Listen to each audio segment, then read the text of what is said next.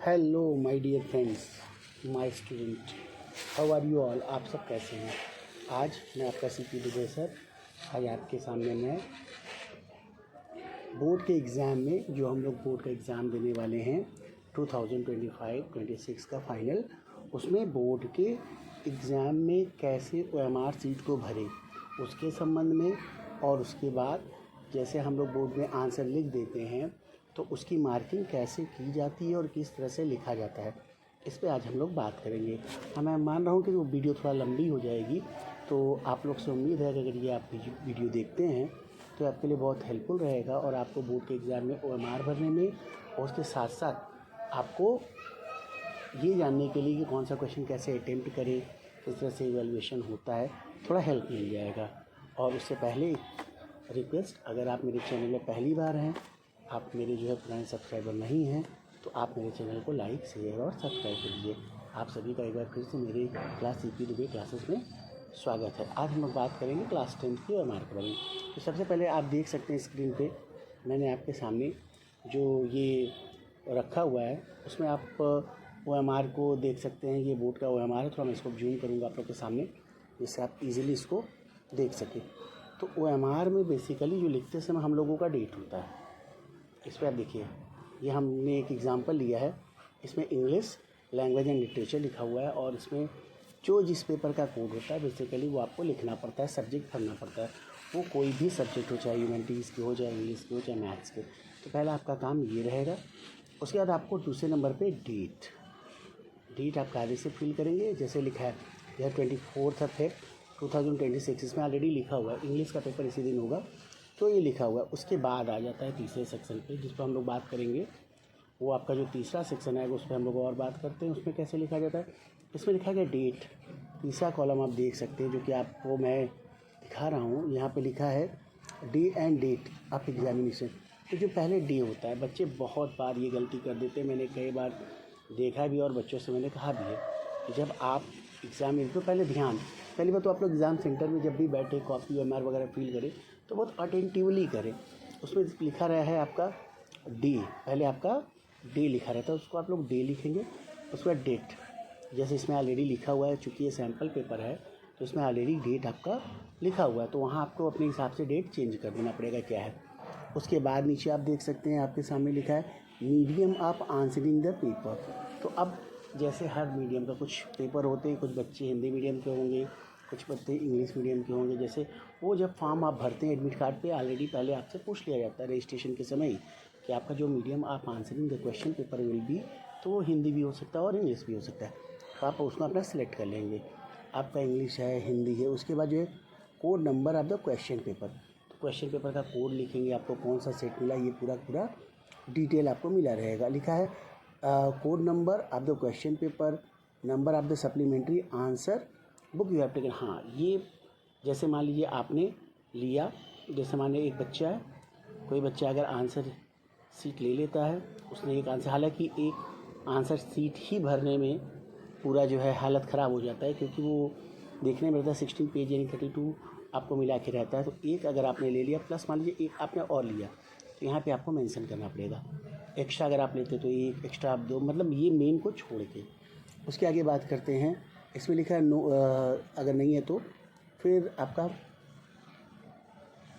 अगर कोई डिसेबिलिटीज़ का केस होता है, अगर मान लीजिए देखिए कई तरह के बच्चे होते हैं, एक ऑर्डरी बच्चे होते हैं जिनको ये समस्या नहीं होता और कुछ डिसेबल्ड होते हैं, तो उसमें उनको वो, अगर आप आमतौर पे जनरल बच्चों के लिए मैं बना रहा हूँ, ये उनके लिए भी हेल्पफुल रहेगा, तो वो हेल्पफुल रहेगा। जैसे मान लीजिए जो डिसेबल्ड नहीं है तो वो नो लिखेंगे और जो डिसेबल्ड है वो ये हो जाएगा। अब अगर मान लीजिए कोड है, अगर कोई डिसेबल्ड है तो उस पर भी कोड वगैरह लिखा रहता है, वो सब ऑलरेडी उनका सेट रहता है। उसके बाद फिर हम लोग आगे बढ़ते हैं।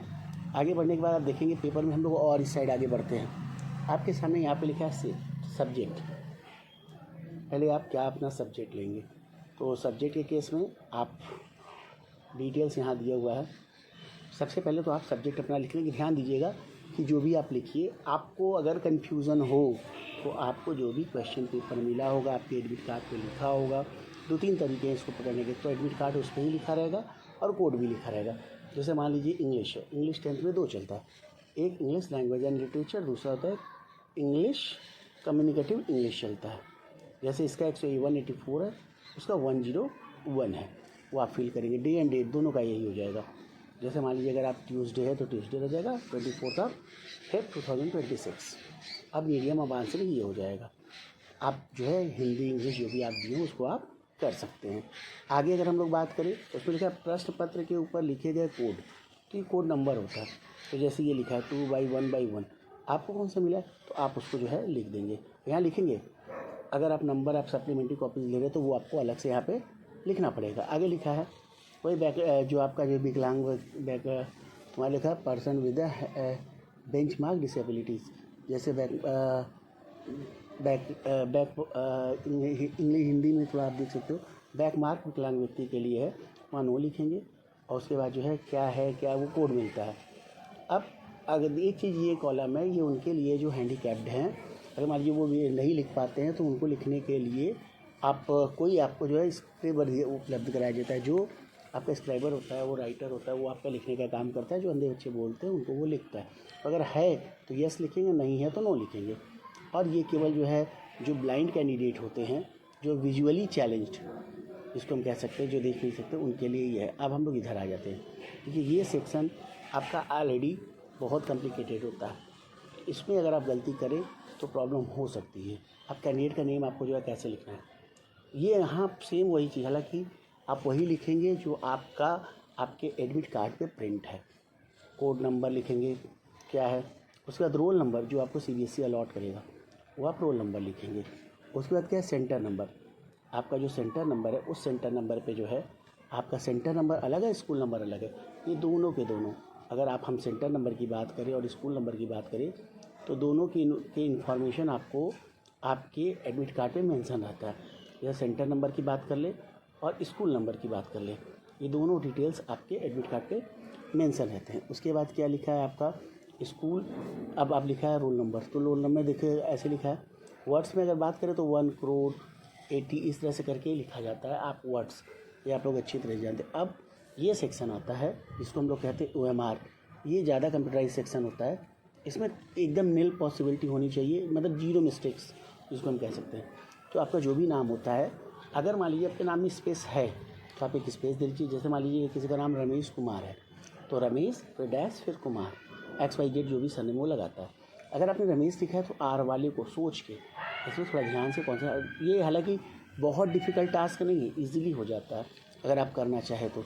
लेकिन अगर बहुत चीज़ का आप टेंशन ले लेंगे तो निश्चित रूप से गलती हो जाएगी। उसमें मेन चीज़ है कॉन्सेंट्रेशन। अगर आप कॉन्सेंट्रेट करते हैं उस समय आपका कॉन्सेंट्रेशन सही है तो आप आराम से बिना मिस्टेक के इसको जो है आप करते चले जाएंगे और आपके समय कोई प्रॉब्लम नहीं होनी है। उसके बाद सब जब ये कॉलम कंप्लीट हो जाएगा तो उसके बाद आप दूसरी जगह आ जाएंगे। आपका दूसरी जगह कॉलम में अगर देखा जाए तो रोल नंबर वाले कॉलम की बात करते हैं। उस रोल नंबर वाले कॉलम में भी आपको एडमिट कार्ड जो लिखा है उसको आप सही तरीके से फिल करेंगे। और वहाँ पे जैसे आपका जो रोल नंबर है, ध्यान दीजिएगा पहले आप लोग डिजिट काउंट कर लीजिएगा। हालांकि ये जो बोर्ड का पैटर्न है वो उसी हिसाब से बनता है। आपका पूरा डिजिट जितने भी हैं जो भी आपके रोल नंबर है वो पूरा इसमें सेट हो जाएगा। उससे इसको भी आपको उसी तरह से कंप्लीट कर लेना है। देखिए मैं पहले भी कह रहा था कि वीडियो थोड़ा लंबा हो जाएगा, तो प्लीज़ आप लोग की काम का चीज़ है, इस तरह से विषय कोड आप भर लेंगे और केंद्र सेंटर नंबर आप यहाँ पे लिख देंगे प्रॉपरली कि क्या कैसे होता है 40, ये सारे डिटेल्स वहाँ पे अवेलेबल रहेंगे। उसके बाद आ जाते हैं, ये देखिए यहाँ पे फिर से एक बार आपसे कंफर्मेशन मांगा जाएगा। आप जो सब्जेक्ट लिए हैं उसको नीचे फाइनल करने के लिए फिर भी एक बार आपसे कंफर्मेशन मांगा जाएगा कि आप देख लीजिए, एक बार गलती होगी 2 बार गलती होगी लेकिन बार बार तो नहीं होगी। तो एक बार एडमिट कार्ड पे वहाँ पे आपको अपना जो है सब्जेक्ट पूरा लिख देंगे, चाहे कोई सब्जेक्ट हो। ये स्पेशली इस पर इंग्लिश का दिया हुआ तो मैं इंग्लिश की बात कर रहा हूँ। इसमें अगर इसमें कन्फ्यूज़न होगा तो आप अपने एडमिट कार्ड पे देख लेंगे, उस ग्राउंड पे आप इसको कंप्लीट कर लेंगे। और यहाँ पे आपका लिखा है school number as per the admit card, मैंने पहले भी कहा था कि आपका स्कूल नंबर एडमिट कार्ड पे लिखा रहेगा और ये आप उसको वहाँ पे फिल कर देंगे। अब अनुक्रमांक जैसे लिखा है, अब 1 करोड़ 80 इस तरह से पूरा आप डिटेल्स अपना फिल कर लेंगे। और लास्ट में पिता का नाम, ये भी वही आप लिखेंगे जो आपके एडमिट कार्ड पे। बेसिकली आज के डेट में तो सब कुछ आपका पूरा कनेक्ट हो गया, पार ID से सारी डिटेल्स मिलने चाहिए। तो जो आपके एडमिट कार्ड पे वो लिखेगा। और वन मोर थिंग, आपने जो साइन एडमिट कार्ड पे किया है वही साइन आप करेंगी। ये तो रहा आपका जो है, हम लोगों ने बात की OMR की। OMR कैसे फिल किया जाए, OMR को कैसे एग्ज़ामिनेशन हॉल में जो फिल करेंगे ताकि कोई भी गलती नहीं हुई है।